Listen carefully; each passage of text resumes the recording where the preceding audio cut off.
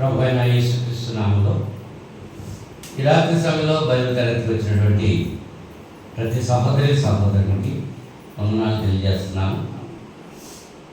యూట్యూబ్లో వాక్యం వింటున్నటువంటి ప్రతి సహోదరికి చింతపల్లిలో ఉన్నటువంటి క్రీస్తు తరపున హృదయపూర్వక వందనాలు తెలియజేస్తున్నామండి. ప్రార్థన చేసుకుని దేవుని వాక్యం మనం ధ్యానం చేయడానికి ప్రయత్నం చేద్దాం. జీవాధిపతి అయిన మా పరలోకపు తండ్రి, మీ ఘనమైన నామానికి స్తుతులు స్తోత్రాలు సమర్పణ చేస్తున్నాం. గతించిన శుక్రవారం నుంచి ఇంత పర్యంతము మీ మహాదయ చొప్పున కృప చొప్పున నన్ను మమ్మల్ని సజీవులకులో ఉంచి సురక్షితంగా కాచి కాపాడి ఈ రాత్రి సమయంలో ప్రియులానా మీ బిడ్డలతో కలిసి ప్రార్థించడానికి మీరు కృపను బట్టి కృతజ్ఞత తెలియజేసుకుంటున్నాను. గత వారంలో మీరు మాకు చేసిన ప్రతి విధానం మీరుని బట్టి కృతజ్ఞతలు తెలియజేస్తున్నాను. తప్పించిన గండాలను బట్టి స్తోత్రాలు. ఇప్పుడు వచ్చిన ప్రతి బిడ్డను దీవించాలి. ఇంకా రావాలంటే మాట్లాడి ప్రార్థనాపూర్వకంగా ఈ సమయంలో రావడానికి కృపతో పాటు ప్రపంచవ్యాప్తంగా ఉదయకాల సమయంలో జరిగిన తరగతులన్నిటి వరకు మీరు కృప చూపి నడిపించారు. అందుని బట్టి మీకు స్తోత్రాలు. రాత్రి జరగబోతున్నటువంటి తరగతుల కొరకు ప్రార్థన చేస్తున్నాను. ప్రతి చోట నా తండ్రి మీ యొక్క వాక్యం యథార్థమైన రీతిలో విత్తబడ్డకు విశ్వాసం కూడా హృదయపూర్వకంగా గ్రహించకు సహాయం చేస్తారని ప్రార్థన చేస్తున్నాను. ఈ సమయంలో అనారోగ్యంగా ఉన్న బిడ్డల కొరకు ప్రార్థన చేస్తున్నాను. స్వస్థపరచమని మనం చేస్తున్నాం. కుమార్తె రూత్ కొరకు ప్రార్థన చేస్తున్నాను. బిడ్డ నా ప్రభా, మరి అమాయకత్వం అనుకోవాలో తెలియదనం అనుకోవాలో మరి ఏమో మాకు తెలియదు, కానీ ఆ బిడ్డ తన ప్రాణానికి ముప్పు తెచ్చుకోవడానికి చేసిన ప్రయత్నాన్ని మీరు విఫలపరిచి మరలా సజీవులు లెక్కలో బిడ్డలు ఉంచారు. అందుని బట్టి నాయన మీరు స్తోత్రాలు చెల్లిస్తుంటున్నాను. ఇక నుంచైనా ఆ బిడ్డ మీ ఏడల భయం కలిగి భక్తి కలిగి జీవిస్తూ తన బిడ్డల్ని పెంచుకుంటూ పోషించి సంరక్షించుకుంటూ మరణపత్యము తన తల్లిదండ్రులు కూడా దాని సంతోషం కలిగించేటువంటి రీతిగా వాళ్ళు జీవించడానికి మీరు ప్రభుత్వారని ప్రార్థన చేస్తున్నాను. ఇతర దేశాల్లో ఉన్న మా సహోదరులందరూ కొరకు ప్రార్థన చేస్తున్నాను. వాళ్ళు మా దేశం రావడానికి ప్రయాణాలు యుద్ధకారణంగా ఆటంకకరంగా ఉన్నాయి. వాటిని మీరు సరళీకృతం చేస్తారని ప్రార్థన చేస్తున్నాను. వారి విశ్వాస పరిమాణం ఎప్పుడు కార్యం జరిగించండి. ప్రపంచ శాంతి కొరకు ప్రార్థన చేస్తున్నాను. జరుగుతున్న యుద్ధాన్ని త్వరగా నాయన ఆఫ్ చేసి శాంతిని నాయన మీరు దయచేస్తారని ప్రార్థన చేస్తున్నాను. ఎంతోమంది నాయన ప్రాణాలు కోల్పోయారు, ఆస్తులు కోల్పోయారు. ఇంకా నాయన యుద్ధ ఆ దాహం వాళ్ళకి తీరలేదు. దాన్ని ఇంకా యుద్ధం చేస్తూనే ఉంటున్నాను. వారందరితో కూడా మీరు మాట్లాడండి. నేను ఇది మీ కుమారుడు క్రీస్తులో రావడానికి సాదృశ్యమని విద్యులైన ప్రతి ఒక్క విశ్వాసి కూడా అవగాహన చేసుకొని వారి జీవితాల్ని మార్చుకుని నిత్యజీవం పొందడానికి సుగమనం చేసుకుంటారని ప్రార్థన చేసుకుంటున్నాను. అలాగే ఈ సమయంలో వాక్య భాగంలో పెడుతున్నాను. ఆ పవిత్రమైన పిల్లలు కాల్చి పవిత్రపరిచి ప్రియమైన బిడ్డలకు పరిశుభ్రమైన మీ లేఖలను అందించడానికి మీ పనిముట్టుగా నన్ను వాడుకొని మీ నామం మైండ్ తెలుసుకుంటారని యేసుక్రీస్తు నామంలో ఈ ప్రార్థనకి వేడుకుంటున్నాను ప్రభు తండ్రి. మరి ఒకసారి అందరికీ వందనాలు తెలియజేస్తున్నాను. గత వారం మనం ఏ విషయం గురించి ఆలోచన చేశాము? శోధనలు లేక శ్రమల గురించి ఆఖరి భాగం ఆలోచన చేశాం. శ్రమలు విశ్వాసాలు ఎలా చూచారు, ఏమని నమ్మారని, శ్రమను సహించి సంపూర్ణమైన వారు దీవెన పొందిన వారు ఎవరో వారి గురించి, శ్రమలు వచ్చినప్పుడు మనం ఎలా ప్రవర్తించాలి అనేటువంటి విషయాన్ని గురించి లేఖనాలు మనం పరిశీలన చేశాం. ఈ దినాన్ని మరి యొక్క అంశం మనం ఆలోచించేటట్టు ప్రయత్నం చేద్దాం. అపొస్తలుడు పౌలు రోమీయులకు రాసిన పత్రిక 9వ అధ్యాయం 15వ వచనం నుంచి చదువుతున్నాను.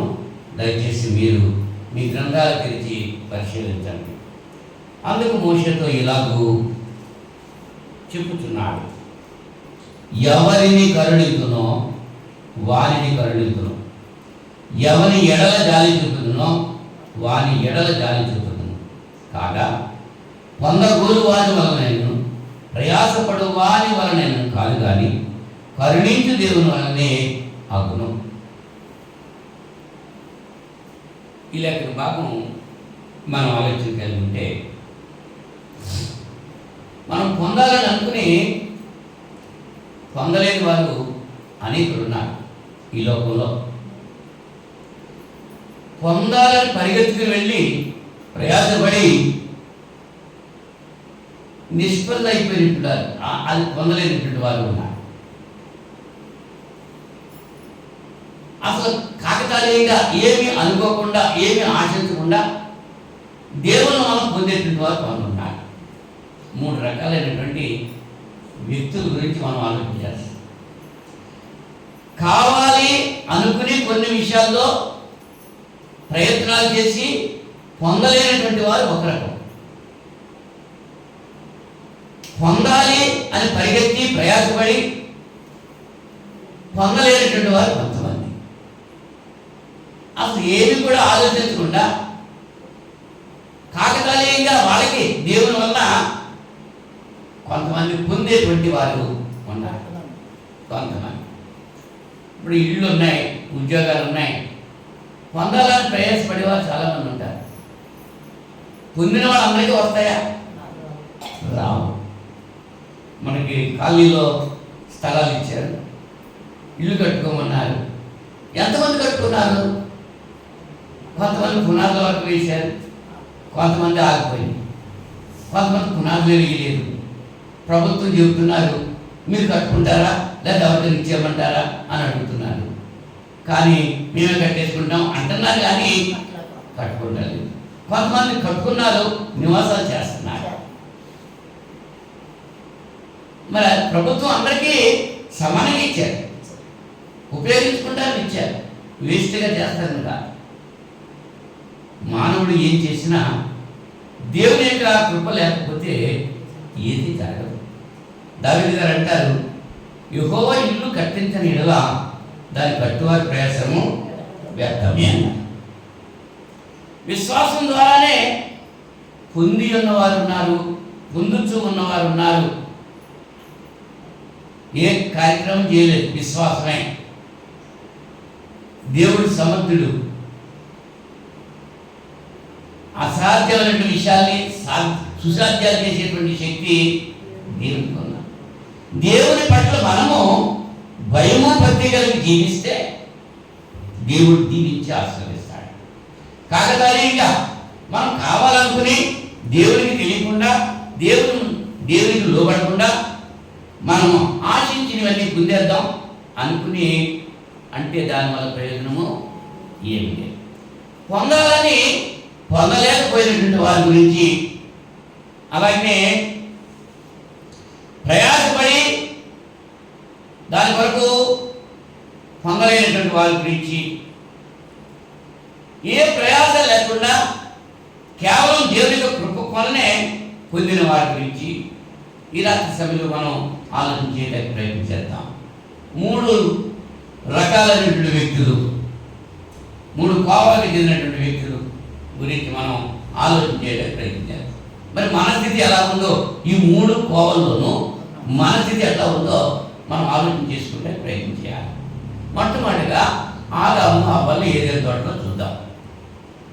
దేవుడు వారిని దేవతల వలె ఉండాలని, వాళ్ళని దేవుడు తన స్వరూపంలో ఉండాలని దేవుడు చేస్తే వాళ్ళే మనం దేవతల్లాగా ఉండాలని చెప్పి వాళ్ళు ఆశపడ్డారు.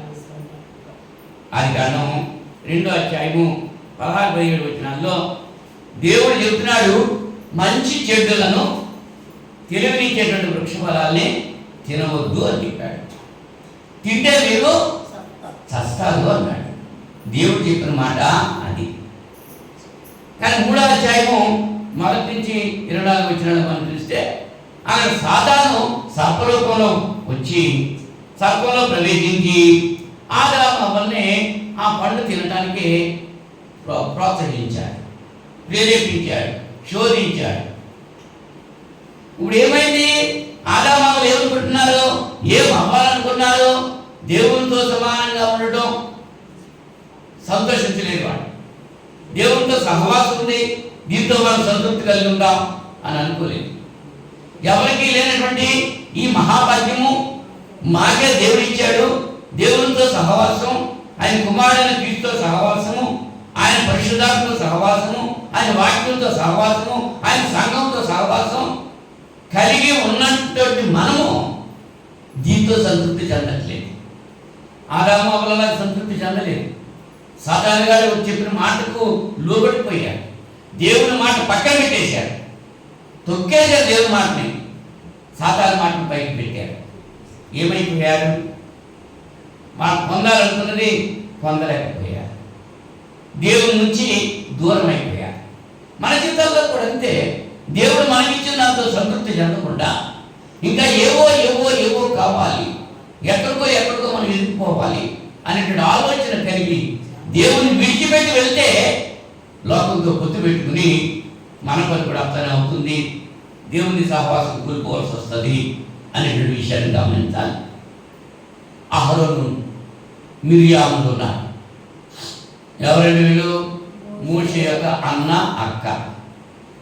సంఖ్యాకాండం 12వ అధ్యాయంలో వీరి గురించి వివరించడం జరుగుతుంది. మోషే చిన్నవాడిగా ఉన్నప్పుడు హెబ్రీల మగ శిష్యులందరినీ కూడా కత్తితో చంపేయాలి, లేదని మంత్రశాలను కూడా చెప్పేసాడు ఫరో రాజు. కాన్పు జరిగిన వెంటనే ఆ కాన్పు పీట మీదే మగ పిల్లలైతే చంపేయమని మంత్రశాలకి ఆజ్ఞయించాడు. అటువంటి పరిస్థితిలో మోషే పుట్టాడు. 3 నెలలు ఎవరికి తెలియకుండా తల్లి యోగ్యత పెంచింది. 3 నెలల తర్వాత పెంచలేకపోయింది. అందరికీ తెలిసిపోతుంది.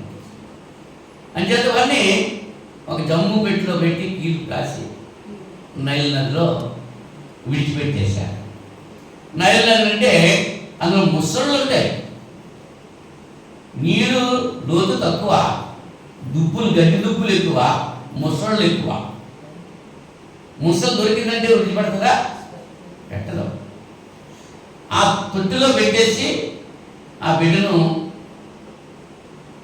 మిరియామే తీసుకెళ్ళి అక్కడ విడిచిపెట్టింది. ఆ బిడ్డకి ఏం జరుగుతుందో కాపలా కాసింది. తన తమ్ముడికి ఏమవుతుందో అని జాగ్రత్తగా చూసింది. అహరోను మిరియాములు మోషే అలా ఉండడానికి కారణభూతులయ్యారు. ఫరో రాజు కుమార్తె ఆ బిడ్డను తీసుకున్నప్పుడు ఆ బిడ్డకి పాలు ఇవ్వడానికి కూడా తన తల్లిని పురమాయించింది మిరియామే. తమ్ముని కొరకు అంత ప్రేమ కలిగి అతని ప్రాణాలు రక్షించడానికి అంత ప్రయత్నం చేసినటువంటి ఆ మిరియామే మోషే తన భార్య చనిపోయిన తర్వాత వేరొక స్త్రీని పెళ్లి చేసుకున్నాడు, కుషు దేశస్తురాలను పెళ్లి చేసుకున్నాడు.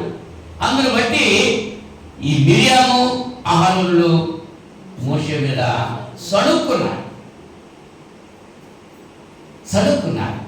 ఆ సణుగుడు దేవునికి వినపడ్డాది. దేవుడు వచ్చి వీళ్ళిద్దరిని పిలిచాడు. మోషేని అహరోనును మిరియామును పిలిచాడు. అక్కడ దేవుడు చెప్తున్నాడు, నా సేవకుని మీద మీరు చదువుకుంటానికి మీకు ఎంత ధైర్యం వచ్చింది, కనుక మీరు ప్రతిఫలం పొందాలి అని. ఎందుకు వచ్చేసింది చూడు. చిన్నప్పుడు మొసళ్ళ నోట్లో కూడా పడకుండా రాజకుమార్తె చేతికి అప్పగించినటువంటి అక్క ఈ వేళ అశ్వీకృతుంది. మన కుటుంబాల్లో మన జీవితాల్లో ఎట్లా ఉంటున్నాయి? బాల్య దినాల్లో ఎంతో ప్రేమతో పెంచినటువంటి పిల్లలు ఎదిగిన తర్వాత ఏమవుతున్నారు? అసూయలు వస్తున్నాయి, ద్వేషాలు వస్తున్నాయి, కలహాలు వస్తున్నాయి. వాళ్ళంటే వాళ్ళకి ఇష్టం ఉండలేదు. కారణం ఏంటంటే ప్రేమ చల్లారిపోయింది. సాతానుది అయిపోయింది లోకం. ఈ లోకంలో ప్రేమ చల్లారిపోయింది, అక్రమం విస్తరించింది, ప్రేమ చల్లారింది. అవునా? మిరియాముకు నొసట కుష్ఠం వచ్చేసింది. మోషే చెప్పలేదు దేవుడితో, అయ్యా నా అక్క నాన్న నా గురించి ఇలా అనుకుంటున్నారు, వాళ్ళ సంగతి ఏదో చూడండి అని చెప్పి మోషే దేవుడితో నేను చెప్పలేదు. దేవుడికే వినపడ్డాలి. దేవుడే వాళ్ళని తీసుకొచ్చాడు, దేవుడే వాళ్ళకి శిక్షించాడు. అహరోను మోషే దగ్గరికి వచ్చి బ్రతిమాలాడు, మిరియాము యొక్క ఆ కుష్ఠరోగం పోగొట్టేటట్టు ప్రార్థన చేయమని, దేవుని అడగమని. మోషే తన మనసులో ప్రార్థించుకోలేదు, దేవుని సన్నిధిలో ప్రార్థన చేశాడు. మిరియాము యొక్క కుష్ఠరోగం బాగైంది. అయినా ఆమె ఒక్కదాని గురించి 40 సంవత్సరాల ప్రయాణంలో 7 రోజులు కేవలం ఆ యొక్క మిరియాము బట్టే ఆ ప్రయాణం ఆగిపోయింది, ఒకచోట ఉండిపోయారు 7 రోజులు. సమాజంలో సంఘంలో కూడా ఒక్కరు అటువంటి వాడు ఉంటే మిగిలిన వాళ్ళందరికీ ఏమవుతుంది? ఇబ్బంది. పాపం చేసింది ఆమె ఒక్కటే, శిక్ష అనిపించింది పాడమంతాను, అన్ని లక్షల మంది అనిపించారు, 7 రోజులు అక్కడ ఆగిపోయారు. దాన్ని బట్టి మనమేం నేర్చుకోవాలి? ఇవాళ సంఘంలో ఏ ఒక్కరు కూడా సంఘము ఎదుగుదల కొరకు, సంఘ అభివృద్ధి కొరకు ఏ ఒక్కరు ఆటంకంగా ఉన్నా మిగిలినంతగా ఆటంకం పడిపోతుంది, బ్రేక్ పడిపోతుంది. ఈ సత్యాన్ని గమనించాలి. ఏమనుకున్నారు వీళ్ళు? అహరోను మిరియాములు మోషేలాగా మేము కూడా ఉండాలి, మోషే ఉన్న అధికారం మాకు కూడా కావాలి అని ప్రాకులాడుకున్నారు, పొందాలనుకున్నారు, కానీ పొందలేకపోయారు. మూడవ వ్యక్తి గాలి సీమోను గురించి మనం ఆలోచన చేస్తే అపొస్తలుల కార్యాలు 8వ అధ్యాయం 17వ వచనంలో ఫిలిప్పు వాక్యం చెప్పి సువార్త ప్రకటిస్తుంటే మారు మనసు పొంది అనేకులు బాప్తిస్మం పొందుతున్నారు. అపొస్తలులు ఎవరి మీద చేతులు ఉంచితే వారు పరిశుద్ధాత్మ అనేటువంటి వరాన్ని పొందుతున్నారు. అది గమనించాడు గాలి చేస్తూ బ్రతుకుతున్నటువంటి సీమోను అనేటువంటి వాడు. ప్రజల్ని మభ్యపెట్టి, ప్రజలకి మాయ కల్పించి, ప్రజల దగ్గర నుంచి భిక్షం అడుక్కుని జీవిస్తున్నాడు. ప్రజల్ని మభ్య పెడుతున్నాడు. అటువంటి వాళ్ళు ఈ దినాల్లో కూడా ఉన్నారు. గాలిని వాడు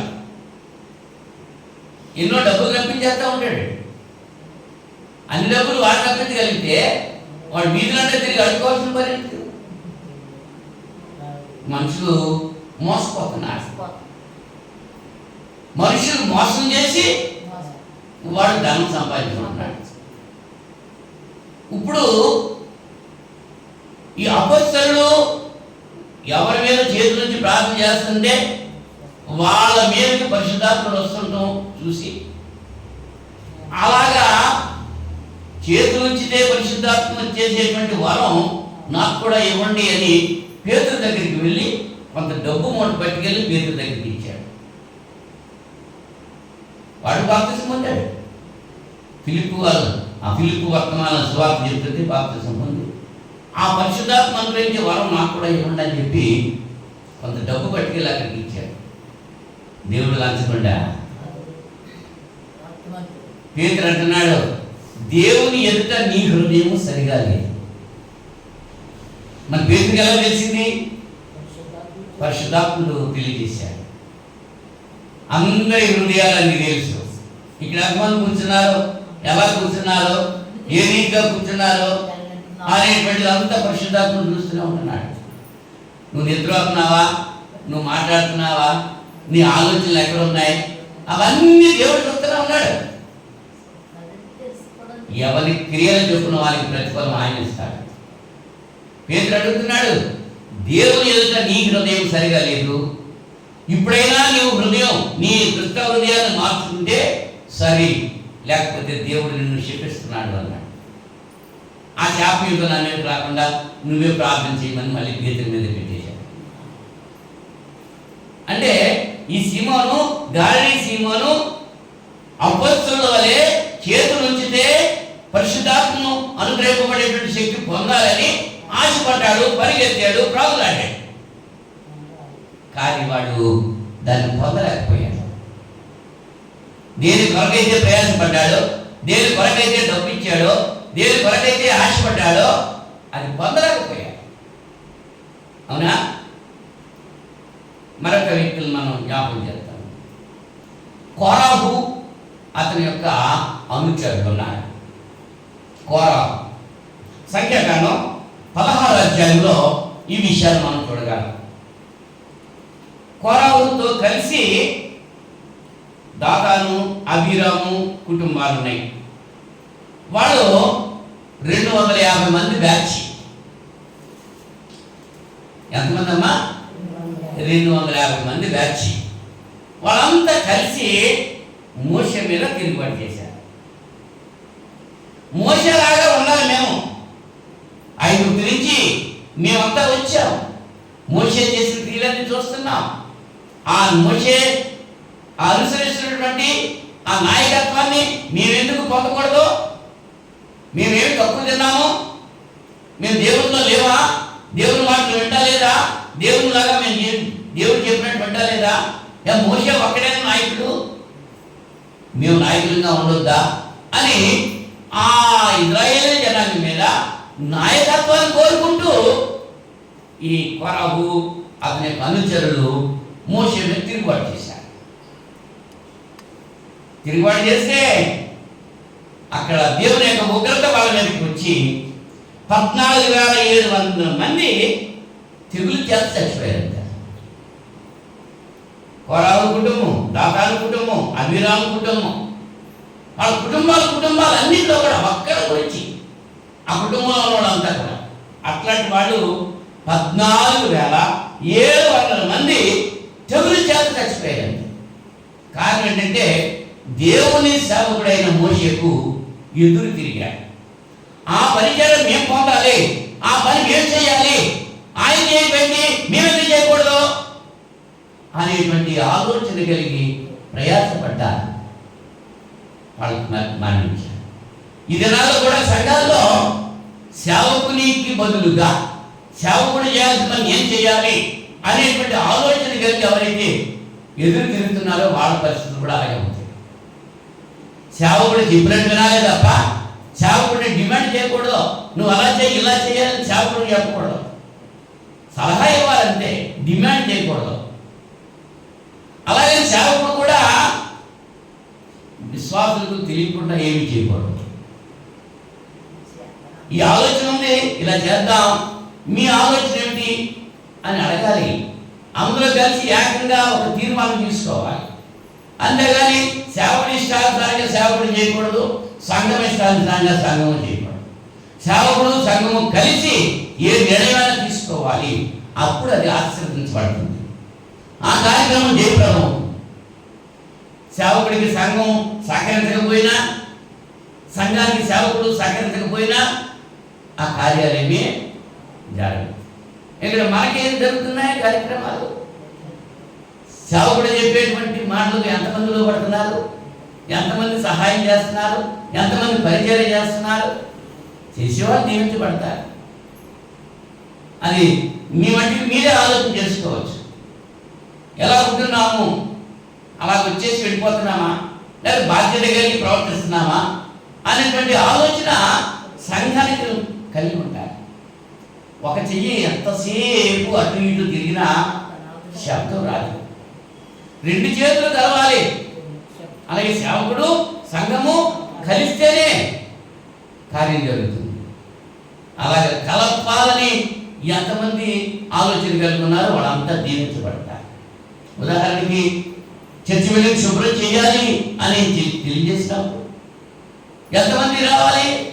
ఎవరు రావట్లేదు కదా అని మా పిల్లలు చేస్తారని కొంతమంది, మరి ఇలాంటి ఎవరు చేర్చట్లేదు మా పిల్లలు చేస్తారని చెప్పారు. మరి మిగిలిన ఎంతమంది వేరు? వాళ్ళకి ఏంటంటే రావద్దా? రావాలని ఆశ ఉందా?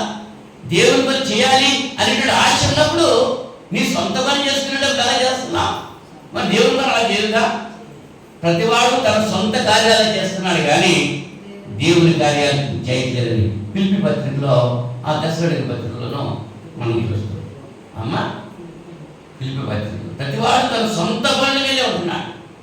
సొంత పని అయితే అర్ధరాత్రైనా పర్లేదు, ఎంత కష్టమైనా పర్లేదు, కానీ దేవుని పని అయితే అలాగ ఆసక్తిగా చేయించేది. ఎవరైతే ఆసక్తిగా చేస్తారో వారు దీవించబడతారు. అనుకున్నారు కోరాహు అని తెలుగు, మోషే యొక్క నాయకత్వం వీళ్ళంతా అనుభవించాలని. ఆ పేరు ప్రతిష్టలు మాకే రావాలి, మోషేకి ఎందుకు అని మోషేకి మాత్రమేనా, మాకు రావద్దా అందరూ ప్రయాసపడ్డారు, కానీ వాళ్ళని పొందలేకపోయారు.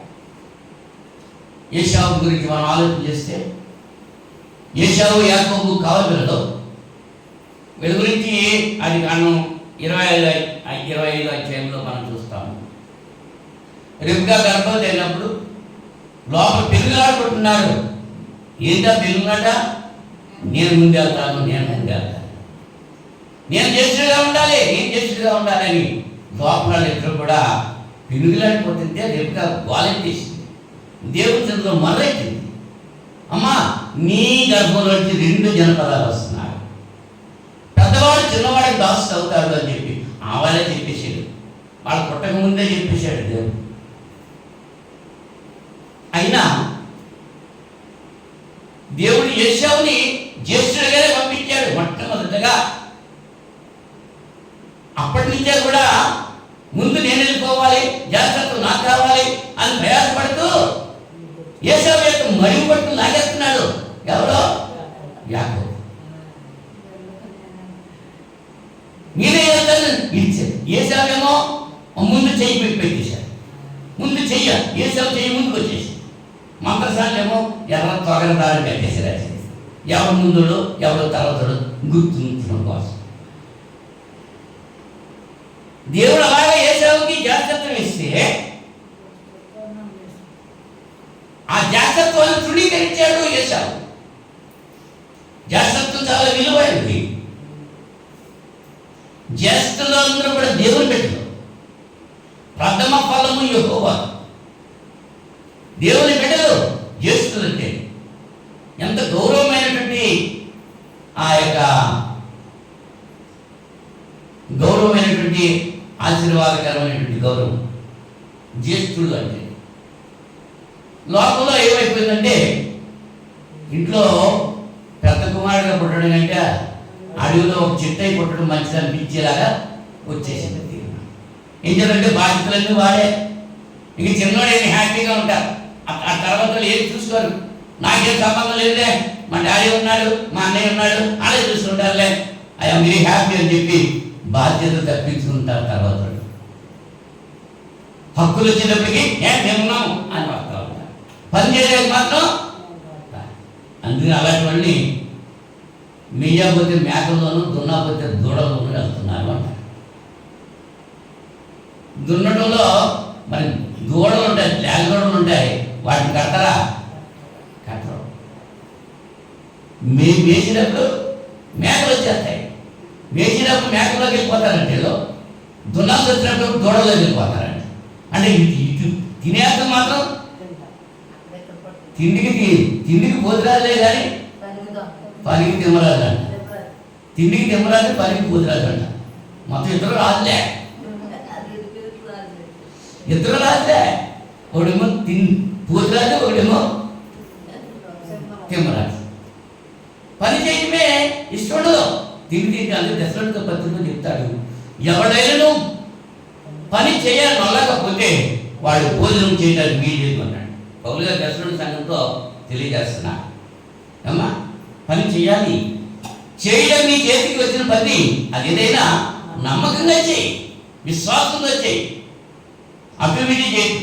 నమ్మకంగా చేయి. ఏ పని చేసినా, ఏ పని అయినా నువ్వు చర్చి మీద శుభ్రం చేయడం పని ఎంతో, ఇక్కడ నిలబడి వాక్యం చెప్పిన వాళ్ళు కూడా అదే ఫలితం వస్తుంది. అక్కడ నిలబడి పాటలు పాడేవాళ్ళు ఎంత ఫలితం పొందుతారో, అక్కడ వాక్యం వినేవాళ్ళు కూడా అంతే ఫలితం పొందుతారు. అందరూ కూడా ఉంటే దేవునికి పక్షపాతం లేదు. ఎవరి సామర్థ్యం చెప్పిన వాళ్ళకి ఆయన తలాంతులు ఇచ్చాడు. నాకు వాక్యం చెప్పే తలాంతి ఇచ్చాడు, ఆమెకు ప్రార్థన చేసే తలాంతి ఇచ్చాడు, ఆయన నిద్రపోయే తలాంతి ఇచ్చాడు, అవునా? ఇవిడికేమో ఆలస్యంగా వచ్చే తలాంతి ఇచ్చాడు. ఎవరు ఇచ్చిన తలాంతు వాళ్ళు సద్వినియోగం చేసుకోవచ్చు కదా. ఎవరి పని చెప్పిన వాళ్ళు ఇచ్చిన పని. ఇంకా చూడండి, మరి ఆలస్యంగా వచ్చేవాడు ఎన్నిసార్లు చెప్పినా మరి పిల్లలు వస్తున్నారా? లేదు, అలవాటైపోయింది. అంతే. నిద్ర వస్తారు ఎన్నిసార్లు చెప్పినా అది మానుకుంటున్నారా? లేదు అవాయిడ్ అయిపోయింది అంతే. అంచేత అన్యాయం చేసేవాడు అలాగే చేయని, అక్రమం చేసేవాడు అలాగే చేయని, మంచిగా ఉండేవాడు అలాగే ఉండని.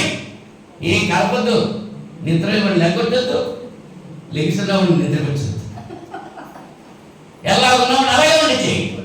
ఇదిగో నేను వస్తున్నాను, ఎవరికి క్రియలు చెప్పిన వాళ్ళని ప్రతిఫలం చేస్తున్నాను, ప్రకటన గ్రంథంలో చెప్పాడు. ఉన్నా కదా? ఎవరైతే ఆసక్తి కలిగి దేవుని పట్ల శ్రద్ధ కలిగి దేవుని పని చేస్తారో వారిని దేవుడు దీవించి ఆశీర్వదిస్తాడు. ఏశావుకి ఆకలి అయిపోతుంది, యాకోబేమో ఎర్రని చిక్కుడుగా టమాటా వండుకున్నాడేమో, రుచికరంగా వాసన చేస్తుంది, ఆకలితో వచ్చేస్తున్నాడు. అది కాండంలో 27 అది అధ్యాయం మనం చూస్తుంది. తమ్ముడా నాకు ఆకలి అవుతుందిరా, నాకు అన్నం పెట్టరా. ఈ మాత్రం మంచిడా, ఈ ఆ ఛాన్స్ కోసం చూస్తున్నాడు. అసలు కడుపులో నుంచే నేను ముందు వచ్చాక నేను వెనకలాగేద్దామని ఆ మడి మట్టుకు లాగేసినోడు ఏం చేస్తున్నాడు? ఆ జాగ్రత్త కనుకో అన్నయ్య నువ్వు తింటమే కదరా, నీకు ఎంత తింటావో తిను, అయితే నాకు ఇంకోటి మాత్రం ఇయ్యన్నాడు. ఏమిట్రా అన్న, నీ జాగ్రత్తతో నాకు ఇచ్చేయమన్నాడు. అలా జాగ్రత్తతో తృణీకరించేవాడు. చింతే కదా, ఇది వల్ల దీని వల్ల నాకేం ప్రయోజనం? అది లేకపోతే ఈ పూట అన్నం తినకపోతే నేను చచ్చిపోతాను, ఆ జాగ్రత్త నేను బతికిస్తుందా అని చెప్పి అనుకున్నాడు. దేవుడు ఇచ్చిన జాగ్రత్తలను తృణీకరించాడు. ఆ ఒక్క పూట కుటి కొరకు ఆ జాగ్రత్తను అమ్మేసుకున్నాడు అంతే. అప్పుడు యాకోబు ఏశావు అరిచాడు, యాకోబే చేస్తుడు, యాకోబే చేస్తుడు, యాకోబే చేస్తుడని గట్టిగా చెప్పమంటే గట్టిగా అరిచేశాడు. ఎందుకోసం? పూట కూడి కొరకు. ఇవాళ ఆ ఒక్క పూట కూడి కొరకు డ్యాన్స్ చేసి కూడా ఎక్కడ ఉన్నారు? ఈ సంఘం కాదు ఆ సంఘం, ఈ సేవకుడు కాదు ఆ సేవకుడు, ఇక్కడ కాదు అక్కడ, ఆ పూట కూడి కొరకే వెళ్ళిపోతున్నారు. వాక్యం గురించి కాదు, మనుషులు రెడ్డి వల్ల కాదు, దేవుని నోట నుంచి ప్రతి మాట వల్ల జీవిస్తాడు. సహాయాల కోసం పరిగెత్తి వెళ్తున్నారు. ఎప్పుడు ఎక్కువ సహాయం ఇస్తాడో ఆ దగ్గరికి వెళ్ళిపోతున్నారు. ఆడు చెప్పమన్నదే చెప్తున్నారు అంటే బైబిల్ చెప్పమన్నది చెప్పట్లేదు. తెలుసు సత్యం ఏంటో, వాక్యం ఏంటో తెలుసు, కానీ వాడికి డబ్బులు ఎవరెత్తున్నాడో ఆ యజమాని ఏదైతే చెప్పమన్నాడో అదే చెప్తున్నాడు. కానీ పరలోక యజమాని ఇచ్చినటువంటి గ్రంథంలో వాక్యం ప్రకటించు, సమయం అనక అసమయం అనక ఖండించు, గర్దించు, బుద్ధి చెప్పని పరలోక దేవుడు చెప్తుంటే ఈ మాట ఇష్టం అవ్వట్లేదు. పౌలు గారు అన్నాడు, నేను ఉచితంగానే సువార్త ప్రకటిస్తున్నాను. ఏమిటి నాకు జీతం ఏంటంటే ఉన్నది ఉన్నది చెప్పడమే నా జీతం అన్నాడు. ఇవాళ అనేక మత శాఖల వాళ్ళ సిద్ధాంతాలని ప్రవేశపెడుతూ బలపరుస్తూ వాటి గురించే చెప్తున్నారు. కానీ దేవుడి గురించి, పాపం గురించి, శిక్ష గురించి, తీర్పు గురించి చెప్పట్లా. చేయకు పాపము స్నేహితుడా అని అంటలేదు.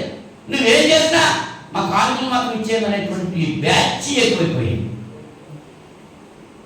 ఈ కొరావుతో కలిసి 250 మంది బ్యాచ్ ఉన్నారు చూసారా, అలాంటి బ్యాచ్లు ఎక్కువైపోయి ఎక్కడికక్కడ బ్యాచ్ ఏ గుంపులు అయిపోయారు.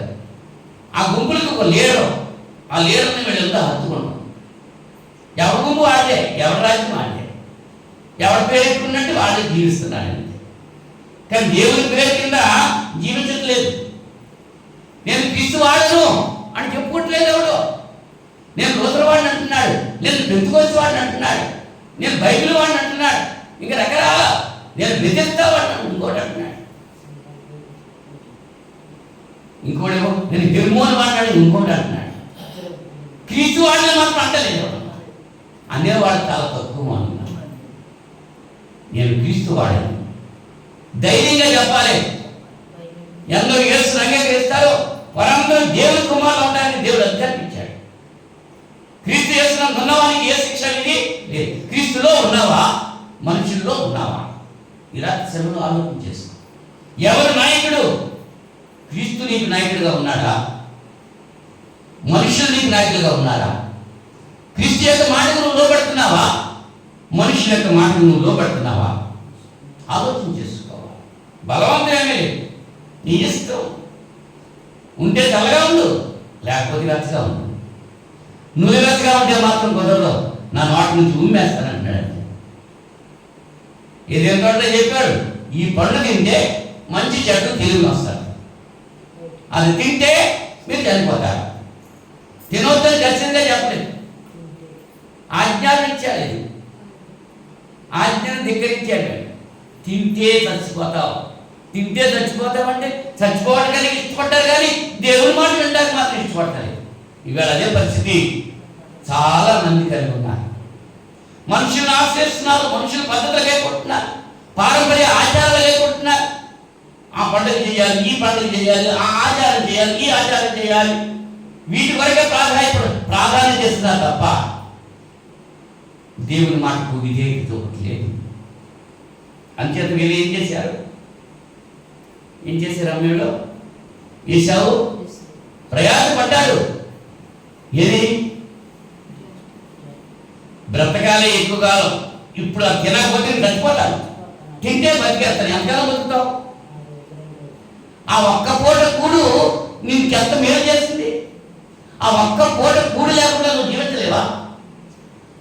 మనుషుడు వృత్తి వల్ల మాత్రం కాదు జీవించేది, దేవుని నోట నుండి వచ్చు ప్రతి మాట వల్ల జీవిస్తాడు. దేవుని మాటకు వ్యతిరేకంగా నువ్వు జీవించాలనుకుంటే దానివల్ల ప్రయోజనం ఏమాత్రం కూడా లేదు.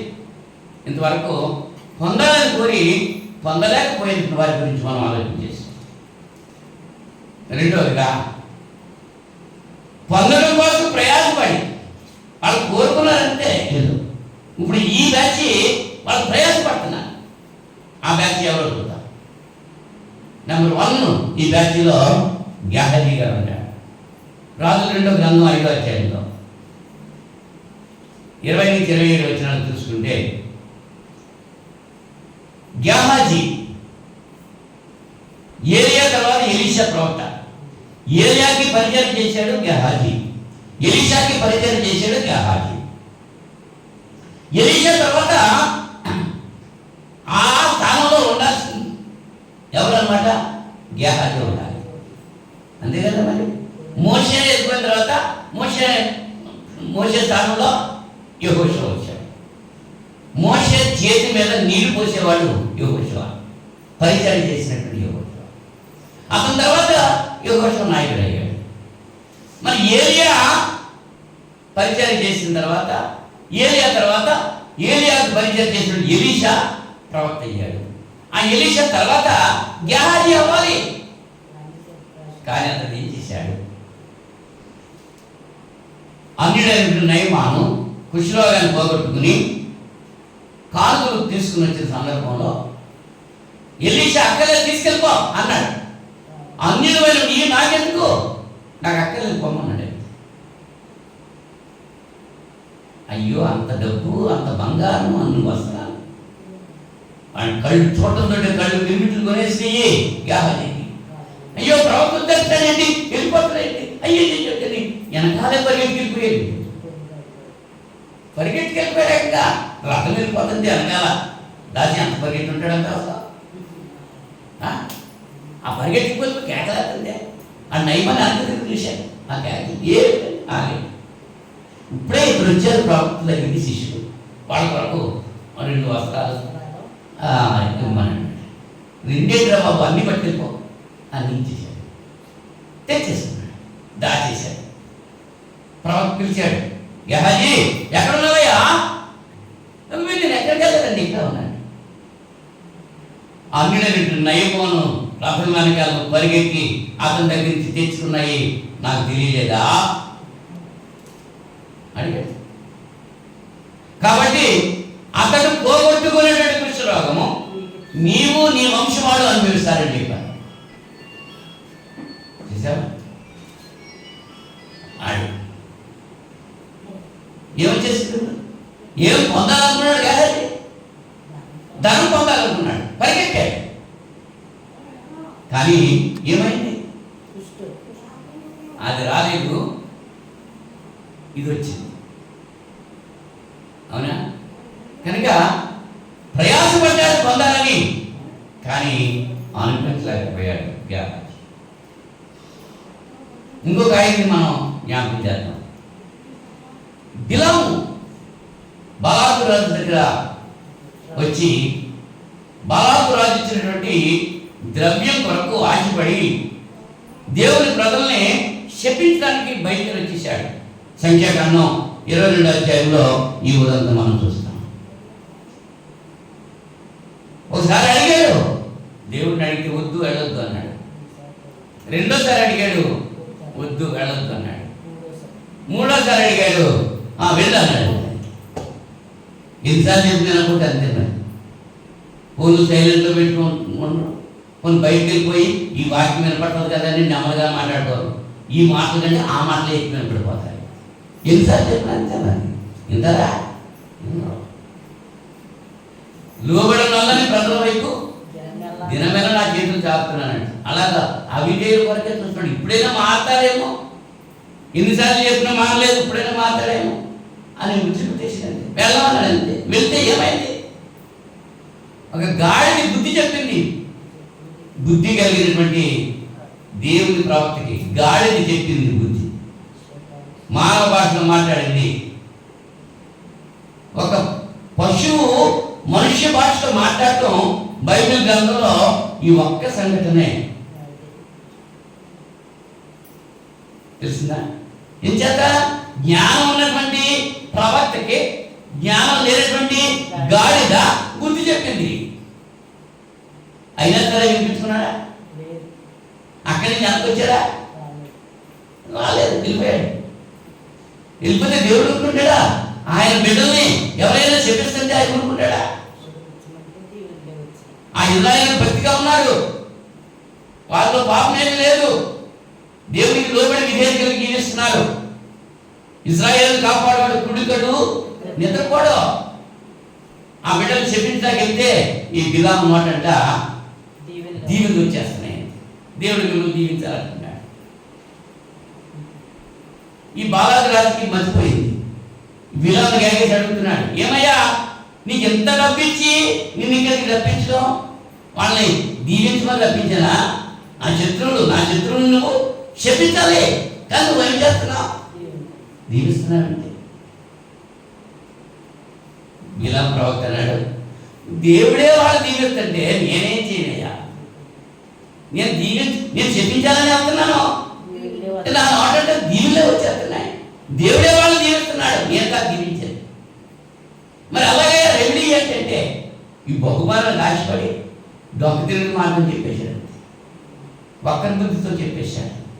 దేవుని ప్రజల్ని దేవుడి నుంచి దూరం చేయడానికి ఏదైనా గంటలో సాతాను గారు ఆదాము మమ్మల్ని దూరపరిచినట్లుగా దేవుని ప్రజల్ని దేవుడి నుంచి దూరం చేయడానికి ఒక తప్పుడు ఆలోచన ఇచ్చాడు బిలాము.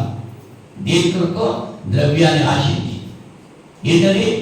మోయాబీ పిల్లలు ఉన్నారు, ఆడపిల్లలు, వాళ్ళందరూ తెలుగు. వాళ్ళే యుద్ధం చేసే ప్రదేశానికి తీసుకుంటారా. అప్పుడు ఈ ఎంతటి మగధీరుడైనా కాంతాదాసుడే అని చెప్పి ఆ సామెత ఉంది కదా. ఎంతటి వాడైనా సరే కాంతాదాసుడే. స్త్రీని చూడటంతో వాడు మతి చలించిపోయింది. అలా చేశాడు. ఆ స్త్రీలు వచ్చారు, వాళ్ళ వల్ల పడిపోయారు. అప్పుడు దేవునికి దూరం అయిపోయారు. దేవునికి కాపుదల పోయింది. మనం కూడా దేవునికి లోబడి జీవించినప్పుడు మన చుట్టూ దేవతల సమూహం టెన్స్గా ఉంచుతారు. ఏ విషయంలో దేవునికి మనం దూరం అయిపోయి పక్కకి వెళ్ళిపోయామంటే మనం చుట్టూ కంచి తీసేస్తారు. ఏ పాపానికి నువ్వు లోనైపోతే దేవుని నుంచి దూరం అయిపోయావు అన్నమాట అంతే. అప్పుడు దేవుని యొక్క కాపుదల నీ మీద ఉండదు అనేటువంటి విషయాన్ని ఇక్కడ మనం గుర్తించాలి, నేర్చుకోవాలి. అబ్రాహాం కూడా దేవుని మాట విన్నంతసేపు దేవుడు దీవించాడు. సౌలు రాజు కూడా దేవుడి మాట విన్నంతసేపు దేవుడు దీవించాడు. దేవుడి మాట పడిచేలు పెట్టాలంటే ఏమైపోయింది? దేవుని ఆత్మ సౌలు నుంచి దావీదు పాపం చేశాడు. 51వ కీర్తనలో దేవుని ఆత్మ వెళ్ళిపోయింది. గోలెడుతున్నాడు, నీ పరిశుద్ధాత్మను నా దగ్గర నుంచి తోసివేయొద్దు నాయన గోలెక్కాడు. ఒప్పుకున్నాడు, విడిచిపెట్టాడు. దేవుడు కనికరించాడు, సహాయం చేశాడు. శుద్ధమైన హృదయం మరలా తిరిగి దారిని పొందాడు. సౌలు అలా పశ్చాత్తాపడలేదు. దురాత్మ చేసుకుంటుంది వాళ్ళు. దురాత్మ లోబడి జీవిస్తున్నాడు తప్ప దేవునాత్మ లోబడలేదు. ఒక సౌలు కూడా దురాత్మ ఆవరించినప్పుడు దేవునికి లోబడితే అప్పుడు ఆ దురాత్మ పోలేమో, కానీ వాడు అలాగా చేయలేదు. చేసాడా? ఈ బిలాము కూడా దేవునికి లోబడలేదు. ధనపేట సమస్త కీడులకు మూలము అన్నాడు. ధనాన్ని ఆశించి దేవుని బిడ్డను శాపగ్రస్తులు చేయడానికి ఒక్క మార్గాన్ని బోధించాడు. ఈవేళ అనేకమైన అబద్ధ ప్రవక్తలు బయలుదేరి ఏర్పరచబడ్డ వారిని సహా మార్గం నుంచి తప్పించేస్తున్నారు. ఏ భోగైనా ఉంటేనండి, ఏదైనా ఉంటేనండి అని చెప్పేసి, ఏదేమైనా ఉంటే చెరువు నీళ్ళు ఉంటాయి కదా, ఇంద్రియములున్నా అన్ని రేపులు ఆ నీళ్ళే కదా వచ్చాయి అని ఒక్కరపు మాటలు చెబుతూ వెళ్ళి దురాశపరిని దోచుకుంటున్నాను. విధవరాలు ఇల్లు దోచేసుకుంటున్నారు. వాళ్ళు ఇంట్లో కలహాలు పుట్టించేస్తున్నారు. అబద్ధ బోధకులు బయలుదేరి దొంగ మెట్లుగా ఉంటున్నారు. నిర్జల మేఘాల వల్లే ఉంటున్నారు. నీళ్ళుంటే ఆ మేఘం వల్ల ఉపయోగం ఉంది. నీళ్ళు లేకపోతే మేఘం వల్ల ఏంటి? మేఘమే, కానీ అందులో నీళ్ళు లేవు. యాకోబులో చెప్తాడు, నిర్జల మేఘాలు అంటున్నాడు. గాలికి మేఘం నిండా నీళ్ళుంటే ఎల్లదు ఎక్కడికనే. నీళ్ళే మేఘాలు తేలి వెళ్ళిపోతూ ఉంటాయి, నీళ్ళు వెళ్ళిపోతూ ఉంటాయి, గాలికి వెళ్ళిపోతూ ఉంటాయి. అలా అక్కడికి ఇక్కడికి తిరిగేస్తూ ఉంటాయి. ఇవాళ సంఘంలో కూడా అటువంటి వాళ్ళు ఉన్నారు. దేవుడు అక్కర్లేదు, లోకమే కావాలి, డబ్బే ప్రధానం, మాట ప్రధానం కాదు. దురాశ గర్భం ధరించి పాపం కంటే పాపం పరిపక్వమే అన్నాడు. బిలాము ఆసుపత్రి అయిపోయాడు, శాపగ్రస్తుడు అయిపోయాడు. ప్రయాసపడ్డాడు, పొందలేకపోయాడు. ఇంకొక ఆయన జ్ఞాపకం చేస్తాను. ఇస్కరియోతు యోధా గారు యేసు ప్రభు శిష్యుల్లో ఆర్థిక మంత్రి అన్నమాట, ఫైనాన్షియల్ మినిస్టర్, ట్రెజరీ. ఇవాళ ట్రెజరీతో గొడవ వచ్చేస్తుంది. ఆయా సంఘాల్లో డబ్బులు ఎవరి దగ్గర ఉన్నాయో వాళ్ళ దగ్గర నుంచే సమస్యలు వస్తున్నాయి. డబ్బు చూడుతుందంటే ఆశ చేస్తుంది. అయ్యి బాబు ఎంత ఉందా, దీన్ని ఏం చేయాలి? దాచేసుకున్నాడంట అననీయ, అన్నీ దాచేసుకున్నాడా? కొంత దాచుకుని కొంత ఏమయ్యాడు? ఇస్కరియోతు ఆ డబ్బు సంచిలో పడ్డాయన్నీ కూడా దోచుకుంటా ఉన్నాడు. ఇంకోటి నెమ్మదిగా పేదల మీద పెద్ద ప్రేమ ఉన్నట్టుగా అచ్చ జగవంశంతలు వాళ్ళు చేసేవేంటమ్మా? అత్తతో అసలు కొనుక్కొచ్చిందే కష్టపడి సంపాదించి తన జీవితం అంతా కుమ్మరించింది. జీవితం అంతా సంపాదించిన డబ్బుతో ఆ అత్త కొనుక్కొచ్చి ఆమె ప్రభు యొక్క పాదాలు పూస్తూ ఉంటే ఈయన గారు ఏమంటున్నాడు, ఆ అత్తలు అమ్మేసి బెదిరిగితే ఇంకెంత బాగుంటుందా, వేస్ట్ చేసేవాడు. ఆ మనసు ఇస్కరియోతు యూదా కలిగి ఉన్నాడు. వెండిని ఆశించాడు. 30 వెండి నాణేలు యేసుప్రభుని అప్పగిస్తే నాకు ఏమిస్తారంటే 30 వెండి. ఆ 30 వెండి నాణేల కొరకు యేసుప్రభుని ముద్దు పెట్టుకుని అప్పగించాడు ఇస్కరియోతు. ఈవేళ ఒక్క పూట కూటి కొరకు చేస్తాను పోగొట్టుకున్నాడు ఏషావు. 30 వెండి నాణేల కొరకు యేసుప్రభుని అమ్మేశాడు. ఈవేళ సంఘాల్లో అటువంటి వ్యక్తులు ఎంతమంది ఉన్నారు? ఆదివారాలు మానేసేవాడు. ఆ ఒక్కరోజు కూలి పని కొరకు, ఆ ఒక్కరోజు ఫంక్షన్ కొరకు, ఆ ఒక్కరోజు స్నేహితులు మెప్పించడం కొరకు, బంధువులు మెప్పించడం కొరకు, ఆ ఒక్కరోజు వాళ్ళ మెప్పు వీళ్ళ మెప్పు కోసం దేవుని మెప్పు పోగొట్టుకుంటున్నారు. ఆరాధన విడిచిపెట్టేసిపోతున్నారు. ఆ ఒక్కరోజు కొరకు వ్యాపారాన్ని ప్రధానం అనుకున్నారు, వర్తకమే ప్రధానం అనుకున్నా, భోజనమే ప్రధానం అనుకుంటున్నా, మనుషులు మెప్పే ప్రధానం అనుకుంటున్నా. కానీ దేవుని మెప్పు విడిచిపెట్టేస్తున్నారు. అవునా? దానివల్ల ప్రయోజనం ఉందా? ఏ మాత్రం కూడా లేదు. సౌలు రాజు గురించి ఆఖరిగా మనం ఆలోచన చేస్తే, గాడిలు పోయి తన్ని వాడే కాదు వాడు తల్లి ఆ గాడిని ఎత్తుకుంటూ వెళ్ళాడు. సమూయేలు మొదటి గ్రంథం 24-26 అధ్యాయంలో నేను చెప్పేటువంటి విషయాలు మీరు గమనించగలరు. గాడిల కోసం ఎత్తుతుంటే దేవుడేమో ఇశ్రాయేలు మాట విని ఇశ్రాయేలుకి రాజుని ఏర్పాటు చేయని సమూయేలుతో చెప్పాడు. ఎవరో దేవుడు. ఇశ్రాయేలు అన్నాడు, సర్వలోక మర్యాద చెప్పిన మాకు రాజు కావాలని చెప్పి సమూయేలుతో అంటే సమూయేలు బాధపడ్డాడు. దేవుడు ఓదార్చాడు సమూయేలు.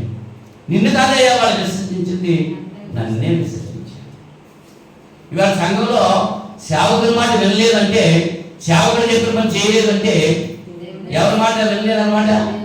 దేవుడి మాట వినలేదు, సేవకుడి మాట కాదు. అనుకుంటారు సేవకుడి మాట వింటున్నాము, సేవకుడి మాట వినలేదు అని అనుకుంటున్నాం. కానీ ఎవరి మాటది? దేవుడి మాట. దేవుడికి లోబడితేనే దేవుడు దీవిస్తాడు. దేవుని ఎదిరిస్తే దయగలవారిని దయ చూపిస్తాడు, కఠినలు ఎలా వికటం చూపిస్తాడు దేవుడు. అవునా? కనుక వీళ్ళు అనుకుంటున్నారు సౌలు రాజు గాడిదలు వెతుక్కుంటున్నాడు.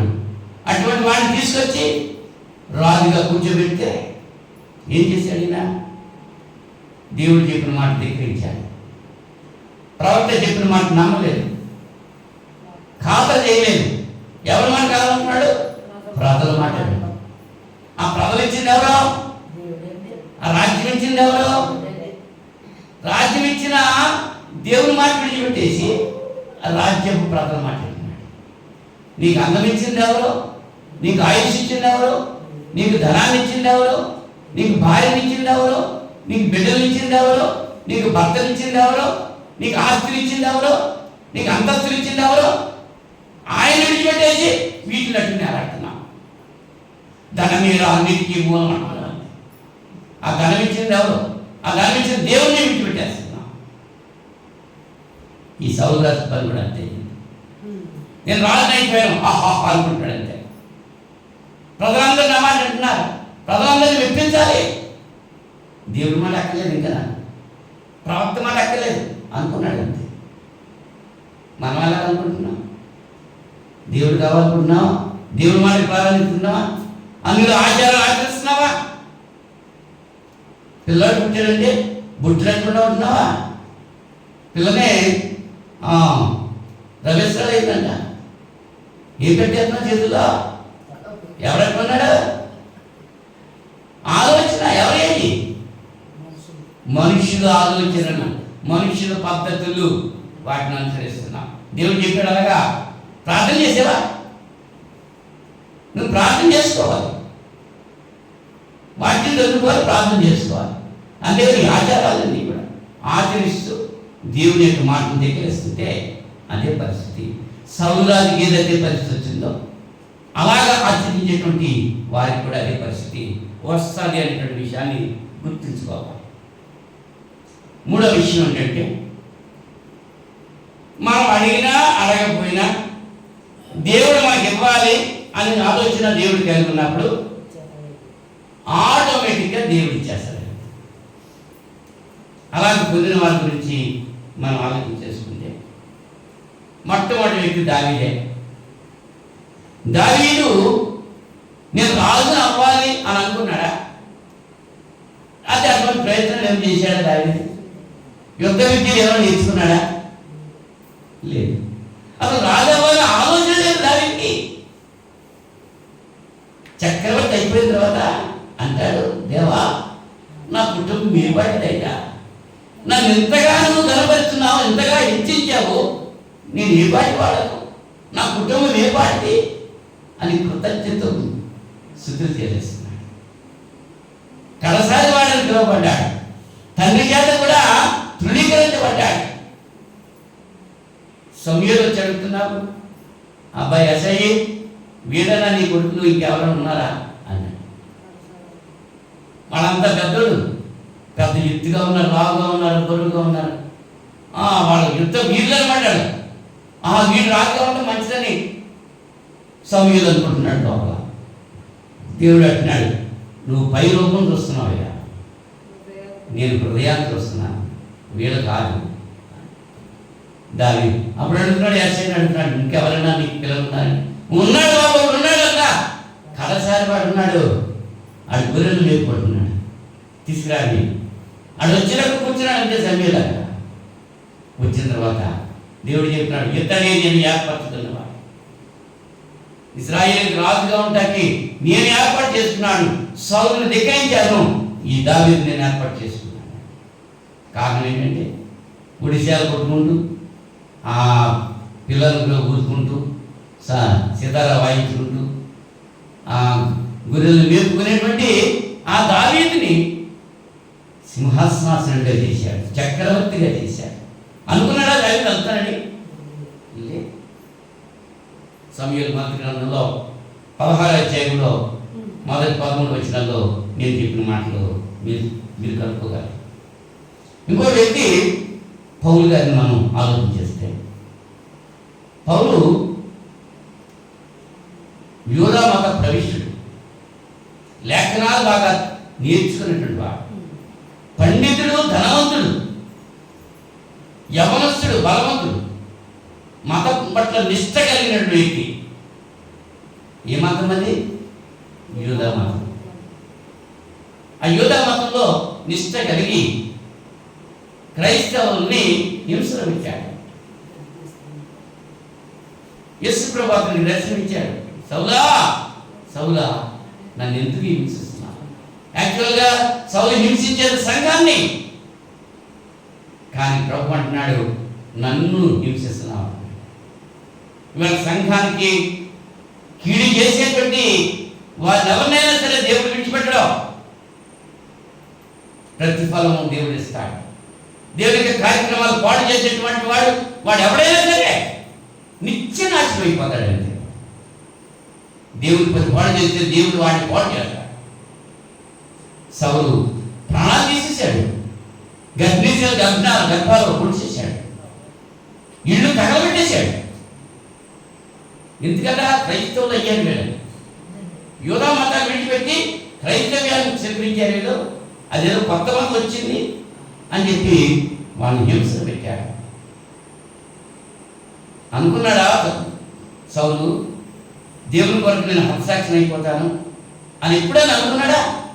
లేదు. నా మతమే గొప్పది, నా నా నా యొక్క జాతే గొప్పది, యోధా జాతి దీనికంటే గొప్ప జాతి ఏమీ లేదు, యోధా మతము దీనికంటే గొప్ప మతం ఏమీ లేదు అని చెప్పి అతడు గర్వించాడు, అతిశయించాడు.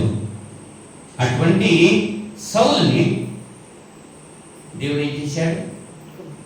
మార్చేశాడు, దర్శనం ఇచ్చాడు. యేసు ప్రభు సువార్తికుడు అయ్యాడు, అపోస్తలుడు అని పిలవబడ్డ అక్కడ యోగ్యత లేదు వాడికి. అపోస్తలుడు అంటే 12 మంది అపోస్తలులు. అపోస్తలుకి లక్షణాలు ఉన్నాయి. యేసు ప్రభువుతో నడిచిన వాళ్ళుగా ఉండాలి, యేసు ప్రభువుతో జీవించిన వాళ్ళుగా ఉండాలి, యేసు ప్రభు యొక్క మరణ పునరుద్ధానానికి సాక్షులుగా ఉండాలి. మరి పౌలుగా ఏమైనా ఉన్నాయా? ఏమి లేవు అని చెప్పి పౌలు తనంటాడు, నేను అపోస్తలుడుగా పిలువబడ్డానికి యోగ్యుని కాను నేను. అయినా సరే దేవుడు నన్ను పిలిచాడు, నా ప్రభువు నన్ను పిలిచాడు, నా ప్రభువు నన్ను అభిషేకించాడు, నా ప్రభువు నన్ను అపోస్తలుడుగా పిలిచాడు అని చెప్పి ఒప్పుకుంటున్నాడు.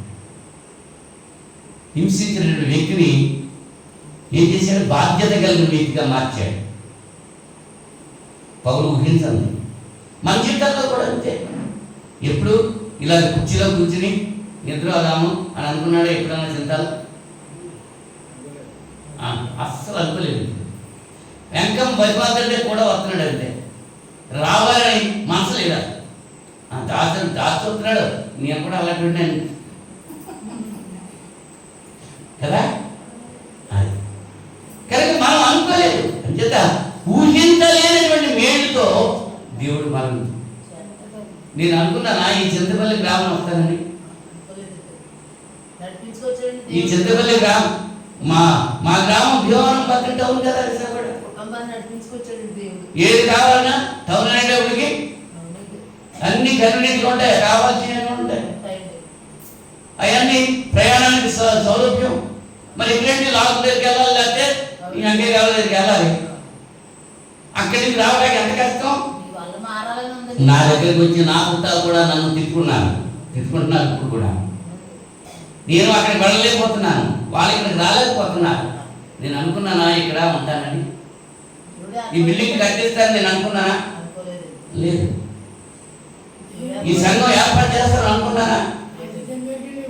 లేదు. అది దేవుని యొక్క చిత్తం. అది అంచేత నేను ఎక్కడ వాడిని, నేను ఏం పాటి వాడిని, నేను ఏం చేయగలవాడిని? అటువంటి పరిస్థితి నుంచి దేవుడు నడిపించుకుని వచ్చాడా లేదా? దేవుని పని చేయడానికి ఆయన విడిచిపెట్టేస్తే నేను ఎప్పుడో చనిపోవలసిన వాడిని, 3 సార్లు చనిపోవలసిన వాడిని బతికించాడు దేవుడు. ఇవాళ నిలబెట్టాడు. ఎందుకోసం? నేను అనుకోలేదు.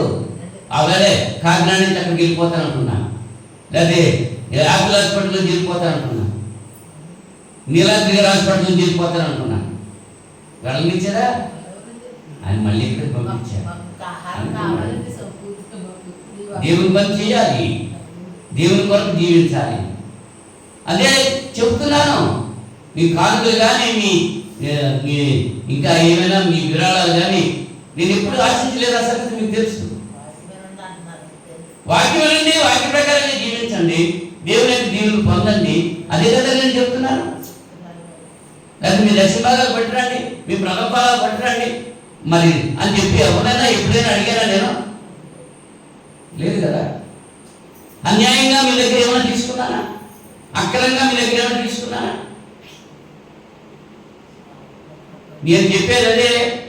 దేవుని యొక్క వాక్యం వినండి, వాక్యానికి లోబడండి, మనుషుల మాట వినకండి. మనుషులు చెప్తున్నారు ఇవాళ అనేకులైన అబద్ధ ప్రవక్తలు బయలుదేరున్నారు. సాధారణ మనుషులు వెలుగులోకి వేషం వేసుకుని మేము దేవుని మాట చెప్తున్నాం అంటూ వస్తున్నారు. మోసపోకండి. దేవుడు వెక్కిరించబడ్డాడు. దేవునికి లోబడి జీవించిన వాడిని ఎప్పుడు కూడా దేవుడు తలగానే ఉంచుతాడు తప్ప తోకగా ఉంచడు. నా కుటుంబం ఏ రీతిగా ఆశీర్వదించబడ్డదో మీ కుటుంబాలు కూడా అలాగే ఆశీర్వదించబడాలని నేను ఆశపడుతూ వాక్యం చెబుతున్నాను. దేవుని బిడ్డలు దేవునిలాగా జీవించాలి. యేసు ప్రభు అంటున్నారు, నేను పరిశుద్ధుడిని, మీరు కూడా పరిశుద్ధులుగా ఉండండి. పౌలు గారు అంతటి వాడిని దేవుడు తన పనిముట్టుగా అన్యజనులకు అపొస్తలుడిగా దేవుడు పౌలుని ఏర్పాటు చేసుకున్నాడు. అవునండి. ఇంకా చాలామంది ఉన్నారు చెప్పడానికి. దానియేలు ఉన్నాడు. దానియేలు మరి 2వ అధ్యాయం, దానియేలు గ్రంథం 2వ అధ్యాయము 46-47 వచనాలు. రాజకుమారుడే దానియేలు. మరొక రాజు ఆ రాజ్యం మీద యుద్ధం చేసి ఆ రాజ్యాన్ని నెగ్గి ఆ రాజకుమారుల్ని బానిసలుగా తీసుకెళ్ళిపోయారు, నపుంసకంగా తయారు చేశారు. అందులో దానియేలు ఒకడు. అనుకున్నాడా దానియేలు, రాజు దగ్గర నేను కూర్చుంటాను, రాజుకి నేను సహాయిస్తాను అని ఎప్పుడైనా అనుకున్నాడా? రాజుకు వచ్చిన కలభావం నేను చెప్తాను అని అనుకున్నాడా దానియేలు? అనుకోలేదు. అనుకోకుండానే దేవుడు అతనికి దేవతల ఆత్మ కలిగిన వాడని చెప్పి దానియేలు గురించి రాజు చెప్తున్నాడు. అవునా? కారణం ఏంటి? అనునిత్యము దేవుని సన్నిధిలో గడిపాడు దానియేలు. రోజుకి 3 సార్లు యెరూషలేము వైపు తన మీదికి తెరిచి ప్రార్థన చేసేవాడు. దేవుని మాటగా లోబడ్డాడు తప్ప మనుషుల మాటను ఏ మాత్రం కూడా లక్ష్య పెట్టలేదు. దేవుని కొరకు సింహాల బోన్లో వేయబడటానికి కూడా ఇష్టపడ్డాడే తప్ప మనుషునికి ఆజ్ఞకు లోబడలేదు. సమస్తం దేవుడు చేయగలడు అనేటువంటి విశ్వాసంతో జీవించాడు దానియేలు. దేవుడు సింహాల బోన్ నుంచి తప్పించాడు. యెహెజ్కేలు గ్రంథం 14 వచనంలో నీతి చేత రక్షించుకున్నాడు. నీతి చేత, అవునా? జ్ఞానం చేత, వివేకం చేత.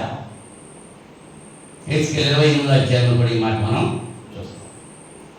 మరి ఎంతమంది పురుషులనే చెప్పారు, మరి స్త్రీల గురించి చెప్పకపోతే ఎలాగా? మేము స్త్రీలమే ఎక్కువ మంది ఉన్నాగా పురుషుల కంటే అని మీరు అనొచ్చు. ఎస్తేరు గురించి నేను జ్ఞాపకం చేస్తున్నాను. ఎస్తేరు తల్లిదండ్రులను కోల్పోయినటువంటి వ్యక్తి. తన పెదనాన్న కొడుకు ముర్దెకై పెంపకంలో పెంచబడ్డది. ముర్దెకై తినతండ్రి కూతురు ఎవరో ఎస్తేరు. ఆమె పెంపకం ఆయన అన్నగారి పెంపకంలో పెరిగింది. అనుకుందా ఎస్తేరు ఎప్పుడైనా నేను అహష్వేరోషు రాజుకు భార్యను అవుతానని అనుకుందా? అనుకోలేదు. దేవుని యందు భయం కలిగి భక్తి కలిగి ఉంది. తను పెంచినటువంటి తన అన్నగారు ముర్దెకై మాటకు లోబడి దేవుని పట్ల భయం కలిగి భక్తి కలిగి జీవించింది. భక్తులునే ఎదిగింది. దేవుడు ఆ పక్షంగా వ్యాఖ్యమాడాడు. 3 రోజులు ఉపవాసం ఉంది. తన చెలికత్తులందరికీ ఉపవాసం వచ్చింది. ఆ దేశంలో యూదులందరూ కూడా ఉపవాసం ఉన్నారు. హామాను కల్పించినటువంటి కీడు, రప్పించాలని చూసిన కీడు, ఆ కీడును పోగొట్టు చేసింది ఎస్తేరు. తన ప్రాణాన్ని తెగించి రాజు దగ్గరికి వెళ్ళింది మనం చేయడానికి. రాజు పిలిస్తేనే తప్ప, రాజు పిలవకుండా రాజు దగ్గరికి వెళ్తే ఆ వ్యక్తిని ఉరికమ్మ వెక్కించేస్తారు. తన చావు కూడా సిద్ధపడి రాజుగారు పిలవకుండానే రాజు దగ్గరికి వెళ్ళి నిలబడ్డది ఎస్తేరు. రాజు తన దండం చూపించాడు ఎస్తేరు. రాజు తన దండం చూపించకపోతే బట్టలు ఆమె తీసుకుని వెళ్ళి చంపేస్తారు అంతే. అంటే తన ప్రాణానికి సైతం లెక్క చేయలేదు. నేను రాణిని కదా అని గర్వించలేదు. దేవుని ప్రజల కొరకు శ్రమలు అనుభవించింది. దేవుని కొరకు అటువంటి కార్యం. మరి మనమేం చేస్తున్నాం?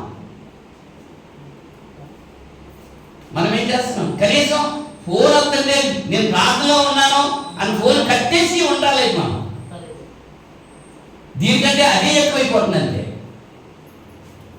కదా. మరి ఎస్తేరు అలాగుందా? ఏది దేవుడు చెప్తున్నాడు, నాకంటే ఎక్కువగా మీరు దేవుని ప్రేమించినా మీరు వారిని నా వారు కాలేదు.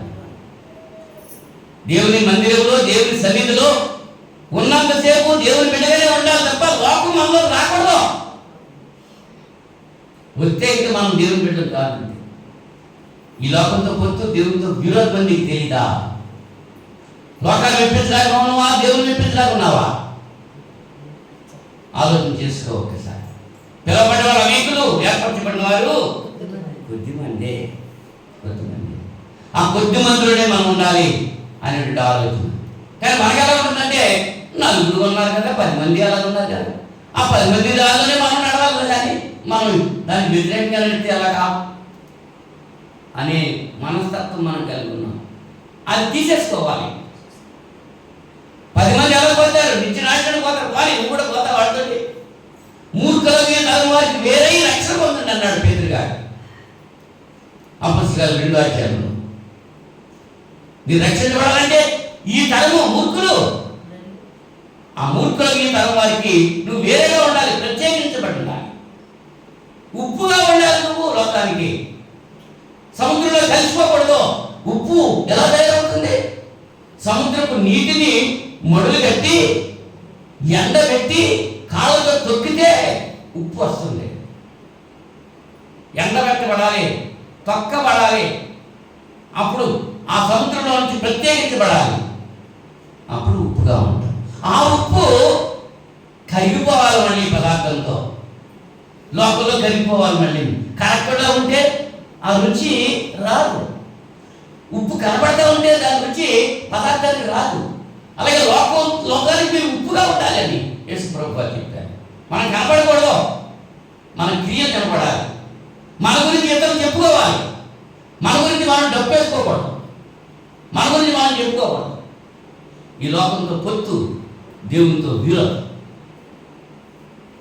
కరుణించి దేవుని వల్ల పొందినటువంటి దీవెన పొందినటువంటి వ్యక్తుల గురించి మనం ఆలోచన చేస్తున్నాం. ఇంకొక వ్యక్తిని గురించి మీకు జ్ఞాపకం చేసి ముగిస్తా. ఆయన ఎవరంటే యేసు ప్రభు యొక్క మొట్టమొదటి శిష్యుడు ఎవరండైనా? పేతురుగా. పెద్దయినా అన్ని అనుమానాలు ఆయనకే వస్తాయి. చేపలు పడుతున్నాడు, వల్ల వేసుకుని పడ వేసుకుని. అనుకున్నాడా పేరు ఎప్పుడైనా పరలోక రాజ్యం తాళం చేయలేదు నా చేతికి వస్తాయని అనుకున్నాడా పేతురు? ఈ లోకంలో నువ్వు దేన్ని బంధిస్తావో పరలోకంలో దాన్ని బంధిస్తానన్నాడు ఆయన. ఈ లోకంలో నువ్వు దేన్ని విప్పుతావో పరలోకంలో దాన్ని విప్పేస్తానన్నాడు. పరలోక రాజ్యం తాళం చెవి ఇచ్చేసాడు అక్కడ పేతురు గారికి. చేపలు పట్టేది జాలని మనుషులు పట్టే జాబులే చేస్తానని చెప్పన్నాడు. యేసు ప్రభుకి మొట్టమొదటి శిష్యుడిగా పేతురున్నాడు. లూకాసు వార్త 5వ అధ్యాయం మొదటి 13 వచనాలు, మత్తయి వార్త 16వ అధ్యాయం 18-19 వచనాలు పరలోక రాజ్యం తాళం చెవులు పేతురు కలిగి ఉన్నాడు. అటువంటి పేతురు ఆ తాళం చెవులు వెంటనే పొందాడా? ఎన్ని శ్రమలు అనిపించాడండి. యేసు ప్రభుని పట్టుకు తీసుకుపోతుంటే ఆ కత్తి పట్టుకుని మరుపు అనేటువంటి వారి చెవి నరికేశాడే. యేసు ప్రభు లాక్కుపోతుంటే పారిపోయాడు, వెనకాల లేడ. ఆయన విడిచిపెట్టేశాడు. ఆయన కూడా వెళ్తే నాకేమవుతుందో పారిపోయాడు అంతే. శిష్యులంతా పారిపోయారు, పేతురు గారు కూడా పారిపోయారు. ఆ చలికాలం వాళ్ళు మంటలు వేసుకుని కూర్చున్నారు. మంటలు తగ్గి కూర్చుంటే ఈయన కూడా వెళ్ళిపోయి మంట కాస్తున్నాడు. అక్కడ ఉన్నాడు చిన్నది ఇతడు ఆయనతో ఉన్నవాడు. అంటే అదుపు లేదమ్మా, నేను కాదన్నాడు. బుంకేడా? తినలేదా ప్రభు పెట్టింది? చూడలేదా ప్రభు చేసిన ఆశ్చర్యకార్యాలు? చేప నోట్లో నుంచి షెకెల్ పట్టుకుని రాలేదా? అర షెకెల్ పన్ను కట్టడానికి. సముద్రం మీద నడవలేదా ప్రభు వలే? ఇప్పుడేమంటున్నాడు? ఆయన ఎవరో నాకు తెలవదు అంటున్నాడు. మరి మన పరిస్థితి ఏంటి? ఆయన ఎదిగేలాగా జీవిస్తున్నాం మనం. కష్టాలు వచ్చినప్పుడు దేవుడు ఎక్కలేదు. ఎన్ని కష్టాలు వచ్చినా నిన్ను విడిచిపెట్టకుండా నన్ను కాపాడమంటాడు. పాట మాత్రం పాడతాం. నీ చేతితో నన్ను పట్టుకో, నీ వాక్యంతో నన్ను నడుపు. శిల్పి చేతిలో చీర నన్ను చెక్కు, నీ ఇష్టమైన చెక్కు అంటున్నాం. కానీ చెప్పు దగ్గర ఉల్లి బాడిని పట్టుకొస్తుంటే ప్రియో ముర్రమని పారిపోతున్నారు. శ్రమలు వస్తే చాలు సహించలేకపోతున్నాం. దేవుడు అక్కలేదు, దేవుడు పని అక్కలేదు, లోకమే కావాలి. పేతురు పరిస్థితి కూడా అదే అయిపోయింది. ఎప్పుడైతే క్రీస్తు పునరుద్ధరణ అయ్యాడో, ఆ శక్తి పేతురుని ఆవరించిందో, పేతురు వైపు చూస్తున్నాడు ప్రభు. పేతురు, నేటి దినాన్ని కోడి నీవు 3 సార్లు బొంకితేనే కానీ కోడి పూయదన్నాడు. కోడి పూసింది. పేతురుగా కోడి కోత వినపడుతుందోటే తన హృదయంలో మార్పు వచ్చింది, బాధ వచ్చేసింది, పశ్చాత్తాపడ్డాడు. ఆ బాధ మాకు ఏమో ఉన్నదో? దేవుడి చంద్రలోకి వచ్చి కూర్చుంటున్నాము, ఆయన మాటలు వింటున్నాము, మనం చేసే పనులు బట్టి మనం బాధపడుతున్నామా? వద్దన్నా మనం చేస్తున్నాము, ఇలా ఇంటికి చేస్తున్నాము, మార్చుకున్నాం బ్రతుకు అనే ఆలోచన ఉందా? ఆలస్యంగా వస్తున్నా అంటున్నారు అంటే నేను రాకూడదు అనేటువంటి మార్పు నీ జీవితంలో చేసుకుంటున్నావా? లేదు. ఎలా ఉన్నావో అలాగే ఉంటున్నావు. మార్పు లేని జీవితం జీవిస్తూ దేవుని యొక్క దీవెన కావాలంటే అవి ఎక్కడి నుంచి వస్తాయి? మారాలి. నీ బ్రతుకు మారాలి, నీ జీవిత విధానం మారాలి, నీ మనసు ఆలోచన మారాలి. భూ సంబంధమైన మనసు దూరపరచుకోవాలి. ఆత్మ సంబంధమైన ఆలోచనలు కలుగుతున్నాం. మీరు నిజంగా క్రీస్తులో కూడా లేపబడిన వారైతే పైన వాటిని వెతకాలి. భూ సంబంధమైన ఆశలు విడిచిపెట్టాలి. పేతురు పునరుత్థాన శక్తి పొందాడు. ధైర్యంగా మాట్లాడుతున్నాడు. ఒక్క ప్రసంగం చేశాడు, 3000 మంది బాప్తిజం పొందేశారు. ఎంతమంది మారారు? పునరుత్థాన శక్తి, క్రీస్తు ప్రభు యొక్క శక్తి పేతుల్లో పనిచేసి ఈ రాత్రి సమయంలో ఆ పునరుత్థాన శక్తి నీ హృదయంలో, నా హృదయంలో ఉందా? ఆ త్యాగము, ఆ యొక్క నిస్వార్థము, ఆ ఆశ, ప్రభు గారు జీవించాలనేటువంటి తపన నీలో ఉందా, నాలో ఉందా? ఈ రాత్రి సమయంలో ఆలోచన చేసుకుంటూ ప్రార్థన చేసుకుందాం. దేవుడి కొద్ది మాటలు దీవించుగాక. 3 విషయాలు చెప్పాను, మీరు మనసులో గుర్తుంచుకుంటారని. పొందాలనుకుని పొందలేకపోయిన వారు కొందరున్నారు, ప్రయాసపడి పొందలేకపోయిన వారు కొందరున్నారు, ఏ మాత్రం కూడా ప్రయాస లేకుండా కేవలం దేవుని యొక్క కృప చొప్పున పొందిన వారు కొందరున్నారు. ఈ 3 రకాలైన వ్యక్తుల్లో మనం ఏ రకానికి చెందుంటున్నామో అనేటువంటి ఆలోచన కలిగి ప్రార్థన చేసుకుందాం. ప్రార్థన. దయామయుడా, పరిశుద్ధుడా, మీకు స్తోత్రం తండ్రి. ఈ రాత్రి కాల సమయంలో వెతుకున్న వాక్యం వీళ్ళ హృదయాల్లో బదిలిపరచుకుంటానికి సహాయం చేయండి. కేవలం మీ యొక్క కృప కొరకు మేము కనిపెడుతున్నాం, మా కృషి వల్ల మేమేమీ చేయలేదు. ఈ సత్యాన్ని ఆయన బిడ్డలకు బోధించారు, ఎంతవరకు అవగాహన చేసుకున్నారని నాకు తెలియదు. వీళ్ళ హృదయంలో మీ వాక్యము ఫలించటకు, 30 60 ఫలించటకు సహాయం చేయమని ప్రార్థన చేస్తున్నాను. వాక్యమైన ప్రతి బిడ్డను జీవించండి, మీ కృపలో భద్రపరచండి. విని విడిపెట్టడం కాదు, కానీ వాక్య ప్రకారంగా జీవిస్తూ మన ప్రయత్నం నమ్మకంగా ఉండి నిత్య జీవం పొందేటువంటి నాయన మరి మనస్సును బిడ్డలు కలిగి ఉండడానికి సహాయం చేయండి. వారి జీవిత విధానాల్లో మార్పు తీసుకొస్తారని. ఎవరైతే నాయన మార్పు చెందున్నారో వాళ్ళు నిరీక్షణ కలిగి ఉంటాయి. ఇంకెవరైతే మార్పు చెందలేదో వాళ్ళు మార్పు చెందడానికి మీ సహాయం బిడ్డలకు అనుగ్రహిస్తారని ప్రార్థన చేస్తున్నాం. గతించిన వారినంతా కాపాడండి. దానికంటే అత్యధికమైన మేళతో రానయ్యేటటువంటి వారు కూడా మీరు కాపాడి, మీ చిత్తమైతే మరొక శుక్రవారం ఈ రీతిగా బిడ్డలతో కలిసి మీ లేఖనాలు పంచుకునే భాగ్యం ప్రసాదిస్తారు. ఈ ప్రార్థన మా రక్షకుడు మీ పిక్కుమాడని యేసుక్రీస్తు నామములో వేడుకుంటున్నాను తండ్రి. ఆమేన్. అందరికీ వందనాలు.